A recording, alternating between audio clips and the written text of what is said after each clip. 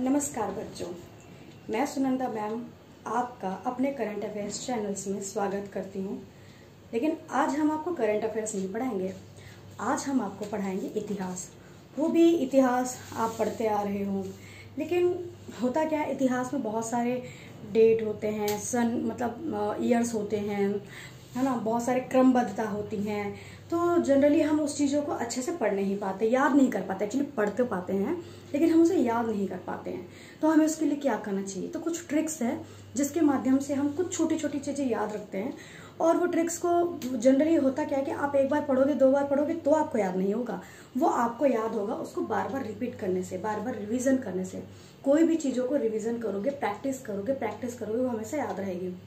अगर कई बार हमारा क्वेश्चन आता है तो ये पूछा गया कि इसके बाद में ये कौन सा वंश आया, जनरल नॉलेज की बातें कर रही हूँ।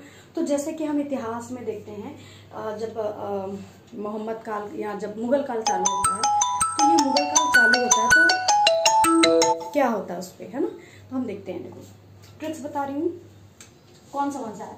तो इसका एक है, आपको पता है चाणक्य, गुलाम वंश, है ना, खिलजी वंश,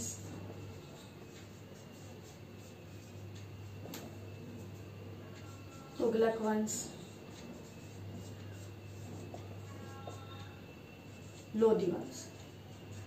अब आप ये सोचिए कि मुझे ये चीजें, हर किसी को ये चीजें, क्योंकि इंटरेस्ट नहीं होता, कई लोगों को इतिहास याद नहीं होता, बोरिंग सब्जेक्ट लगता है। हम उसको इंटरेस्टिंग कैसे बना ले, आखिर हम उसको इंटरेस्टिंग कैसे बना ले?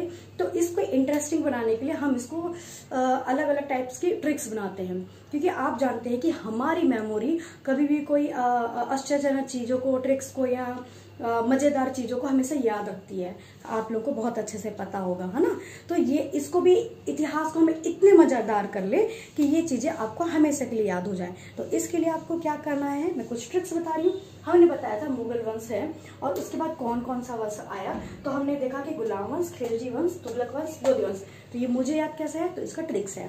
तो इसका है, थोड़ी हंसी आएगी बट सो, गु खा तू सा लू, राइट। गु खा तू सालू, राइट।